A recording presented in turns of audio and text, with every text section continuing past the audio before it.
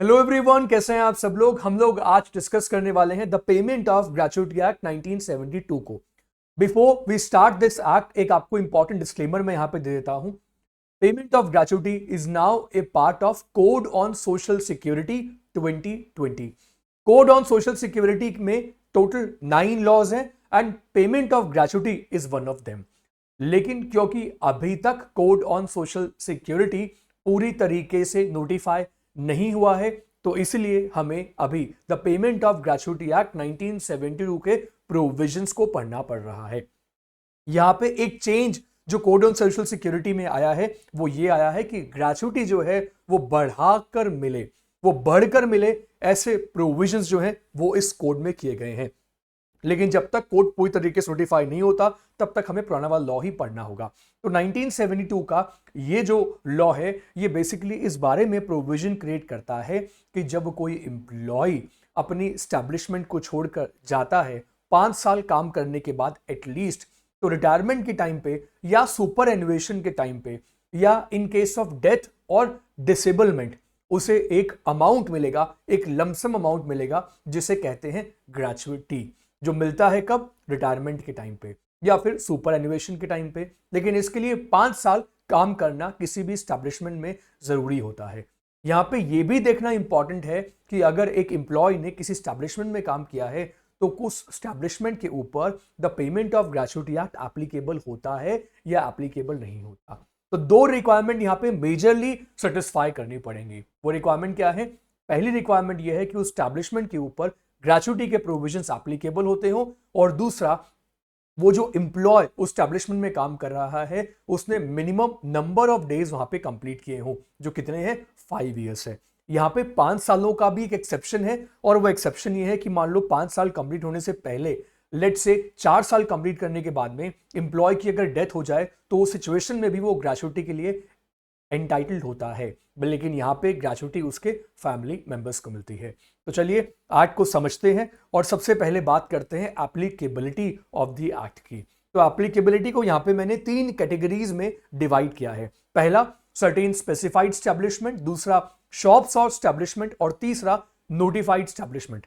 तो यहां पे स्पेसिफाइड स्टैब्लिशमेंट बेसिकली कौन सी है? तो देखिए यहां पे लिखा हुआ है factory, mine, oil field, plantation, जिसमें कॉफी, शुगर, टोबैको या मेजर पोर्ट, रेलवे कंपनी यहां पे कवर्ड हो गए। फैक्ट्री की जब यहां पे हम बात करते हैं तो फैक्ट्री में 2 एस्पेक्ट देखेंगे कि उस फैक्ट्री में कितने नंबर ऑफ वर्कर्स एम्प्लॉयड हैं। तो यहां पे हम 10 और 20 की लिमिट को ध्यान में रखकर फैक्ट्री की डेफिनेशन को कंसीडर करते हैं।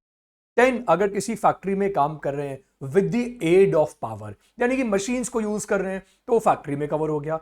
और 20 वर्कर्स अगर काम कर रहे हैं विदाउट द हेल्प और you can say aid of the power, तो उस स्टैब्लिशमेंट को हम फैक्ट्री कह सकते हैं। अगर इतने लोगों ने किसी भी एक दिन काम किया है तो उस स्टैब्लिशमेंट के ऊपर क्या हो जाएगा? ग्रेच्युटी के प्रोविजंस एप्लीकेबल हो जाएंगे। और ग्रेच्युटी बेसिकली एक स्टैट्यूटरी राइट है जो किस में मिलता है? जो इस एक्ट में मिलता है। तो फैक्ट्री के ऊपर एप्लीकेबल हुआ, ये माइन के ऊपर एप्लीकेबल होता है, और ऑयल फील्ड जहां से ऑयल निकलता है। फिर प्लांटेशन की अगर हम बात करें तो अगर कॉफी, शुगर, टोबैको का हो रहा है, मेजर पोर्ट के ऊपर भी एप्लीकेबल होता है, एंड रेलवे कंपनी के ऊपर। अभी मेजर पोर्ट, रेलवे कंपनी के बारे में आगे मैं आपको बताने वाला हूं कि वहां पे स्पेसिफिकली मेजर पोर्ट ही क्यों लिखा गया है, क्योंकि there are 2 kinds of port. एक होते हैं मेजर पोर्ट और दूसरे होते हैं माइनर पोर्ट। और major port basically central government के अंडर आते हैं। तो सेंट्रल गवर्नमेंट की जो मिनिस्ट्री ऑफ शिपिंग है उन्हीं के अंडर मेजर पोर्ट्स आते हैं, तो उनके ऊपर ही एक्ट एप्लीकेबल होता है। अब अगर हम बात करें शॉप्स और स्टैब्लिशमेंट की, तो अगर किसी शॉप में भी 10 या उससे ज्यादा लोग काम कर रहे हैं, आर एम्प्लॉयड और वर employed on any day of preceding 12 months, तो अगर एक भी दिन काम किया हो 10 या उससे ज्यादा लोगों ने, तो स्टैब्लिशमेंट के ऊपर ग्रेच्युटी के प्रोविजंस एप्लीकेबल होंगे। और तीसरा है नोटिफाइड स्टैब्लिशमेंट, यानी कि जिसको सेंट्रल गवर्नमेंट ने नोटिफिकेशन निकाल कर इंक्लूड कर लिया। तो यहां पे भी क्या देखेंगे? 10 और more persons are employed, notification in the official gazette यहां पे रिक्वायर्ड होगा। तो इन शॉर्ट ग्रेच्युटी एक्ट उस स्टैब्लिशमेंट के ऊपर एप्लीकेबल होता है जहां एटलीस्ट 10 लोग काम कर रहे हैं। 10 से कम में ये एक्ट जो है वो एप्लीकेबल नहीं होता। अगर हम बात करें मेजर पोर्ट्स के, माइनर पोर्ट्स की, तो इंडिया में अभी लगभग 13 मेजर पोर्ट्स हैं और बाकी 200 नोटिफाइड माइनर और इंटरमीडिएट पोर्ट्स हैं।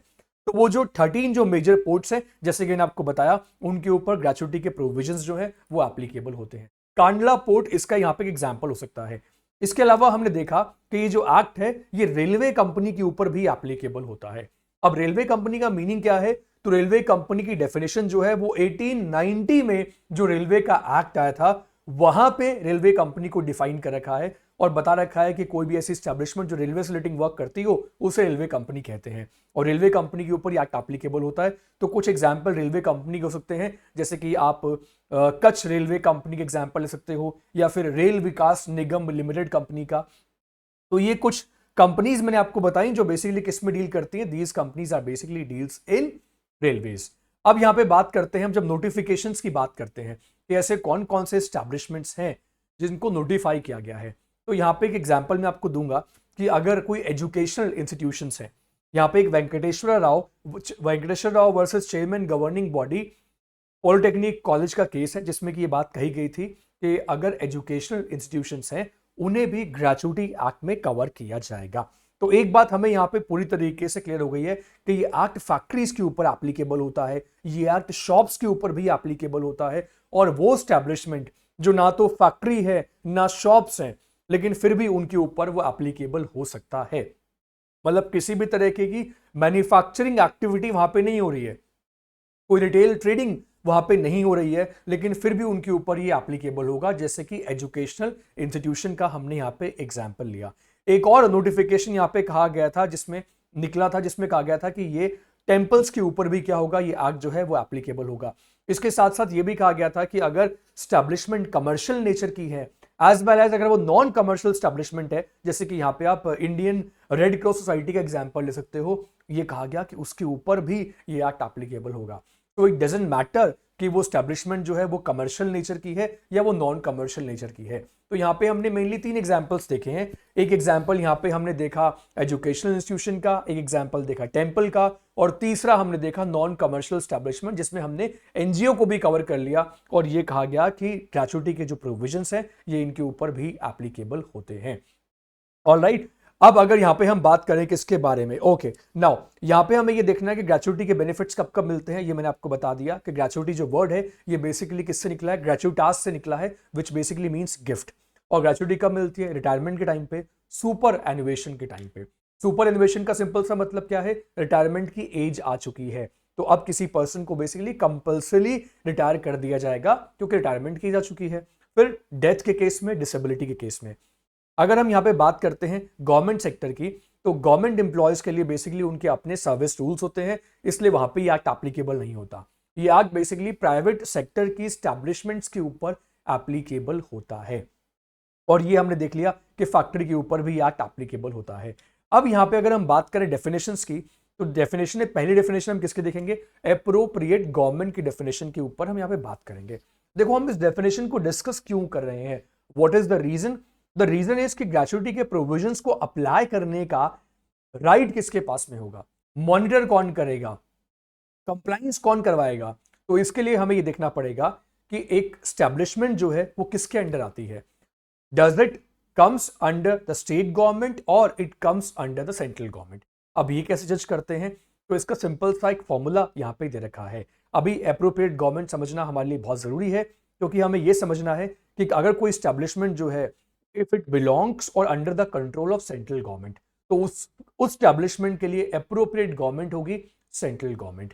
अगर हम बात करें कोई स्टैब्लिशमेंट एक ऐसी है जो कि फैक्ट्री है जो कि सेंट्रल गवर्नमेंट के अंडर आती है, तो वो सिचुएशन में भी वहां पे क्या होगा, तो वहां पे भी उसके लिए एप्रोप्रिएट गवर्नमेंट बनेगी सेंट्रल गवर्नमेंट।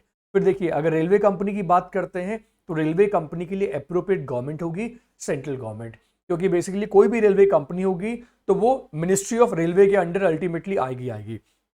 फिर मेजर पोर्ट्स के बारे में मैंने आपको बताया कि मेजर पोर्ट सेंट्रल गवर्नमेंट के अंडर आते हैं, तो उनके लिए एप्रोप्रिएट गवर्नमेंट कौन सी होगी, सेंट्रल गवर्नमेंट। फिर अगर यहाँ पे हम बात करें माइन के बारे में, ऑयल फील्ड के बारे में और किसी ऐसे स्टैब्लिशमेंट के बारे में जिनकी ब्रांचेस एक से ज्यादा स्टेट में है, तो एक कोई भी आप बड़ी स्टैब्लिशमेंट ले लो जिसकी ब्रांचेस जो है वो कि एक से ज्यादा स्टेट्स में है। आप चाहे यहाँ पे अदानी, अंबानी, राइट, अदानी ग्रुप की या फिर आप रिलायंस ग्रुप की कोई भी स्टैब्लिशमेंट यहाँ पे आप ले सकते हो, क्योंकि अदानी जो है उनके पोर्ट्स हैं, फैक्ट्रीज हैं, तो यहाँ पे आप ये बोल सकते टाटा केमिकल की बात भी यहाँ पे हम कर सकते हैं, क्योंकि ये ऐसी बड़ी बड़ी स्टैब्लिशमेंट्स हैं जो एक से ज्यादा स्टेट्स में काम करती हैं। तो इनके लिए अप्रोप्रिएट गवर्नमेंट कौन सी बनेगी? हमेशा सेंट्रल गवर्नमेंट। अच्छा, अगर कोई ऐसी, मैं आपको बताता हूं, स्टैब्लिशमेंट है जो किसी एक ही स्टेट में काम करती है, एक ही स्टेट में काम करती है, सेंट्रल गवर्नमेंट से कोई लिंक नहीं है, तो उनके लिए अप्रोप्रिएट गवर्नमेंट कौन बनेगी? उनके लिए अप्रोप्रिएट गवर्नमेंट यहाँ पे स्टेट गवर्नमेंट बनेगी। तो इनको रेगुलेट करने का पूरा राइट जो है वो किसके पास में होगा? वो स्टेट गवर्नमेंट के पास में होगा। तो जो स्टेट गवर्नमेंट अब उसके लिए रूल्स फ्रेम कर देंगी, उन्हीं रूल्स का कंप्लाइंस करना पड़ेगा उस स्टैब्लिशमेंट को। आई होप दिस इज क्लियर। अगर यहाँ पे हम बात करें फैक्ट्री के बारे में, जैसा कि मैंने आपको बताया कि फैक्ट्री की जब भी हम बात करते हैं तो ये देखते हैं कितने लोग काम कर रहे हैं, 10 लोग काम कर रहे हैं या 20 लोग काम कर रहे हैं। अगर किसी स्टैब्लिशमेंट में 10 से भी कम लोग काम कर रहे हैं तो वहां पे हम एज पर लॉ हम उसे यहाँ पे कवर नहीं कर सकते। तो फैक्ट्री के लिए यहाँ पे बता रखा है कि फैक्ट्री मींस जहां पे 10 लोग काम कर रहे हो with the aid of power. With the aid of power का मतलब देखो, मशीनरी अगर वो यूज कर रहे हैं, कोई ऐसा काम कर जिसमें मशीनरी इन्वॉल्व है। और दूसरा लिखा हुआ है 20 और मोर पर्संस आर वर्किंग और वो वर्किंग ऑन एनी डे, एक भी दिन काम किया हो of the preceding 12 months without the aid of power. देखो यहाँ पे हम एग्जांपल ले सकते हैं। अगर मैं आपको एक एग्जांपल देके बताऊं कि अगर एक हैंड ब्लॉक फैक्ट्री का हम एग्जांपल लेते हैं जहाँ पे हैंड ब्लॉक की प्रिंटिंग होती है। जयपुर की एक आर्ट बड़ी फेमस है हैंड ब्लॉक प्रिंटिंग, जिसमें कि सारा काम मैनुअली होता है, सारे वर्कर्स मैनुअली काम करते हैं, टेबल पे एक बड़ा सा फैब्रिक लेते हैं और उसके ऊपर वो एक प्रिंट बनाते हैं। तो ये किसका एग्जाम्पल हुआ? ये एग्जाम्पल हुआ without the aid of power. वहां पे वो किसी भी तरीके की पावर का यूज नहीं कर रहे हैं। और जब हम बात करते हैं, मान लीजिए आप किसी ऐसी फैक्ट्री का एग्जाम्पल लीजिए जैसे कि वुडन फैक्ट्री हो सकती है, जहां पे चेयर्स बन रही है, टेबल बन रही है, तो वहां काम करने वाले कारपेंटर्स जो है वो with the help of machinery काम करते हैं। तो वहां पे अगर 10 लोगों ने काम किया तो वो फैक्ट्री की डेफिनेशन में क्या हो गया? कवर हो गया। अब फैक्ट्री की डेफिनेशन हम किसको शामिल नहीं करते? माइन को शामिल नहीं करते, क्योंकि माइन जो है वो माइंस, उसके लिए अलग से एक एक्ट है, माइंस एक्ट 1952। फिर लिखा हुआ है देखो, mobile unit belonging to the armed forces of the union, उसको भी शामिल नहीं करेंगे। फिर रेलवे रनिंग शेड हो या फिर कोई होटल हो, रेस्टोरेंट हो या ईटिंग प्लेस हो, इन सबको बाहर रखा गया है फैक्ट्री की डेफिनेशन से। ऑलराइट, तो ये फैक्ट्री की डेफिनेशन यहाँ पे हमें समझ में आ गई है। तो हमें ये 10 और 20 की रिक्वायरमेंट अप्लाई करके देखना है कि उसके ऊपर ग्रेचुइटी के प्रोविजंस एप्लीकेबल होंगे या नहीं होंगे। नाउ अब लिखा हुआ है, देखिए यहाँ पे क्या लिखा हुआ है, देखिए एम्प्लॉय की डेफिनेशन के ऊपर नजर डालते हैं और लिखा हुआ है means any person other than apprentice. देखो अप्रेंटिस का सिंपल सा मतलब होता है ट्रेनी। तो अगर कोई ट्रेनी है उसे हम एम्प्लॉय की डेफिनेशन से बाहर रखेंगे। उसका रीजन ये है कि अप्रेंटिस जो होता है वो अप्रेंटिसेस एक्ट 1961 में कवर होता है। उसके लिए एक सेपरेट एक्ट है, उसके लिए सेपरेट बेनिफिट के प्रोविजंस है, right. So any person other than apprentice who is employed for wages and terms of such employment are express or implied in any kind of work। तो वो किसी भी तरीके का वर्क परफॉर्म कर रहे हो, चाहे वो मैनुअल हो चाहे वो मैनुअल नहीं है, इससे कोई फर्क नहीं पड़ता। लेकिन एम्प्लॉय की डेफिनेशन में किसको बाहर रखा गया है? Holds A post under the central government और स्टेट गवर्नमेंट। अब यहाँ पे आपको सिंपल सी एक बात समझनी है कि सेंट्रल गवर्नमेंट जब वैकेंसीज निकालती है जिसमें कि लोग सरकारी एम्प्लॉय बन जाते हैं, या फिर स्टेट गवर्नमेंट वैकेंसीज निकालती है जिसमें काम करने वाले लोग स्टेट गवर्नमेंट के लिए काम करते हैं, वो यहाँ पे एम्प्लॉय की डेफिनेशन में कवर नहीं होंगे। उसका रीजन बड़ा ऑब्वियस है, क्योंकि उनके लिए ग्रेचुइटी के लिए अलग प्रोविजंस है। और ये जो एक्ट है, इस एक्ट का पर्पस गवर्नमेंट के अंडर काम करने वाले एम्प्लॉयज को कवर करना नहीं है। Is that clear? इस एक्ट का पर्पस बेसिकली क्या है? इस एक्ट का सिंपल सा पर्पस है कि वो एम्प्लॉयज जो कि प्राइवेट सेक्टर में काम कर रहे हैं, प्राइवेट स्टैब्लिशमेंट में काम कर रहे हैं, उन्हें किस तरीके से ग्रेचुइटी मिल सके, इसे इंश्योर करना इस एक्ट का पर्पस है। आई होप दिस इज क्लियर। अब यहां से आगे चलते हैं और अब बात करते हैं एम्प्लॉयर के बारे में। तो अगर यहाँ पे एम्प्लॉयर के बारे में बात करते हैं तो सिंपली यहाँ पे क्या लिखा हुआ है, जब हम सेंट्रल गवर्नमेंट और स्टेट गवर्नमेंट देखते हैं तो यहाँ पे देखते हैं द पर्सन और authority appointed by appropriate government for the supervision and control of employees. तो ये यहाँ पे क्लियरली लिखा हुआ है, द पर्सन और authority appointed by appropriate government. अब अप्रोप्रिएट गवर्नमेंट यहाँ पे दो होती हैं, या होती है सेंट्रल गवर्नमेंट या होती है स्टेट गवर्नमेंट। अब एक बात आप हमेशा याद रखिएगा कि जब भी आप किसी एम्प्लॉय को देखो, अगर वो गवर्नमेंट के साथ काम कर रहा है, so we need to understand कि उसकी एम्प्लॉयमेंट का नेचर क्या है। मेरे कहने का मतलब ये है कि सरकार देखो किसी भी इंडस्ट्री में किस तरीके से काम कर सकती है। जैसे कि गवर्नमेंट जो है सबसे पहले बनाती है क्या, सरकार जो है वो अपनी मिनिस्ट्री के अंडर कुछ इंडस्ट्रीज को कंट्रोल करती है। मिनिस्ट्री के अंडर, जैसे कि रेलवे मिनिस्ट्री, तो रेलवे मिनिस्ट्री के अंडर आती है सारी रेलवे कंपनीज, और रेलवे मिनिस्ट्री में काम करने वाले सारे के सारे जो एम्प्लॉयज होंगे वो सेंट्रल गवर्नमेंट के एम्प्लॉयज कहलाएंगे, because they work for the ministry of railway. Is it clear? Second point यहां पे आप सुनिएगा कि सरकार जो दूसरा स्टैब्लिशमेंट स्टैब्लिश करती है उसे हम कहते हैं गवर्नमेंट कंपनी। और गवर्नमेंट कंपनी वो कंपनी होती है जिसमें सेंट्रल गवर्नमेंट या स्टेट गवर्नमेंट की शेयर होल्डिंग जो है वो 51% एटलीस्ट हो, उसे हम कहते हैं गवर्नमेंट कंपनी। तो पहला हमने देखा मिनिस्ट्री ऑफ गवर्नमेंट, दूसरा हमने देखा गवर्नमेंट कंपनी जिसमें कि सेंट्रल गवर्नमेंट और स्टेट गवर्नमेंट की, या फिर दो स्टेट गवर्नमेंट भी हो सकती है, या सेंट्रल और स्टेट गवर्नमेंट मिलाकर not less than 51% share holding हो।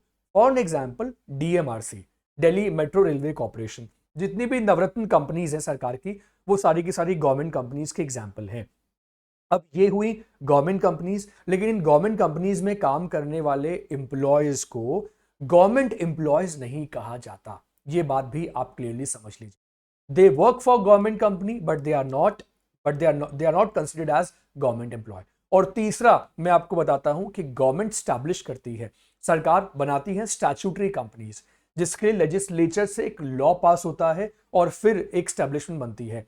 इसका एग्जाम्पल है LIC, इसका एग्जाम्पल है स्टेट बैंक ऑफ इंडिया, इसका एग्जाम्पल है सेबी। तो ऐसे बहुत सारी स्टैब्लिशमेंट है जो गवर्नमेंट स्टैट्यूट से बनाती है। तो जब भी यहां पे हम बात कर रहे हैं एम्प्लॉयर की, तो सबसे पहले हमें यह समझना होगा कि जिस डिपार्टमेंट के बारे में हम यहाँ पे बात कर रहे हैं वो किसके कंट्रोल में आ रहा है और किस तरीके से सेंट्रल गवर्नमेंट उसको कंट्रोल कर रही है। उसके बाद ही हमें यहाँ पे एम्प्लॉयर की डेफिनेशन के ऊपर फोकस करना चाहिए कि एम्प्लॉयर में सेंट्रल गवर्नमेंट और स्टेट गवर्नमेंट कैसे बन सकती है। If it is a local authority तो उसका जो CEO है वो बनेगा यहाँ पे employer, person having ultimate control और द मैनेजर और मैनेजिंग डायरेक्टर, ये हम गवर्नमेंट कंपनी केस में यूज कर सकते हैं। So I hope this is clear now. अब बात करते हैं यहाँ पे वेजेस की। तो वेजेस में क्या लिखा हुआ है, includes all emoluments are earned by an employ while on duty और ऑन लीव, और साथ में DA को भी हम शामिल कर लेते हैं, क्योंकि यहाँ पे वेजेस के अकॉर्डिंग ही हम ग्रेचुइटी का कैलकुलेशन करते हैं और एक्सक्लूड करते हैं कि इसको bonus, commission, HRA, over time wages and other allowances, इनको शामिल नहीं किया जाता। ऑलराइट, और एक इंपॉर्टेंट बात यहां पे ये है कि अगर एक बार एक स्टैब्लिशमेंट के ऊपर ये एक्ट एप्लीकेबल हो गया तो उसके बाद नंबर ऑफ एम्प्लॉयज कम भी हो जाएंगे तो भी ये एक्ट एप्लीकेबल रहेगा। जैसे कि हमने देखा कि 10 एम्प्लॉयज काम करेंगे तब ग्रेचुइटी एक्ट एप्लीकेबल होता है। तो अगर एक बार एप्लीकेबिलिटी आ गई, अब नंबर ऑफ एम्प्लॉयज अगर 10 से कम होकर 9, 8, 7, 6, 5 कितने भी हो जाए तो भी ये एक्ट एप्लीकेबल होगा। तो राइट टू रिसीव ग्रेचुइटी में यहाँ पे 3 एस्पेक्ट हमें देखने होते हैं। Aspect number 1, he is employed in an establishment to which the act applies. दूसरा, he is an employee as per section 2E, और तीसरा, he has been in continuous service of 5 years subject to some exception। तो ये तीनों requirement जब कोई employ satisfy कर देगा तब वो ग्रेचुइटी लेने के लिए एलिजिबल हो जाएगा। आई hope this is clear now. Gratuity को जहां तक हमने जो डिस्कस किया है, मुझे पूरी उम्मीद है आपको प्रॉपर्ली समझ में आ गया है। यहां तक आपको कोई डाउट या कोई कंफ्यूजन नहीं है ग्रेचुइटी में। इसके आगे के जो प्रोविजंस हैं ग्रेचुइटी एक्ट के, उनको हम डिस्कस करेंगे हमारे अगले लेक्चर में। आपको अगर ये वीडियो पसंद आया तो इस वीडियो को लाइक जरूर कीजिएगा, चैनल को सब्सक्राइब करना और इस वीडियो को शेयर करना अपने फ्रेंड्स के साथ जो कि लेबर लॉज या ग्रेचुइटी को पढ़ना चाहते हैं। मैं मिलता हूं आप लोगों से अपने नेक्स्ट वीडियो में। Thank you so much.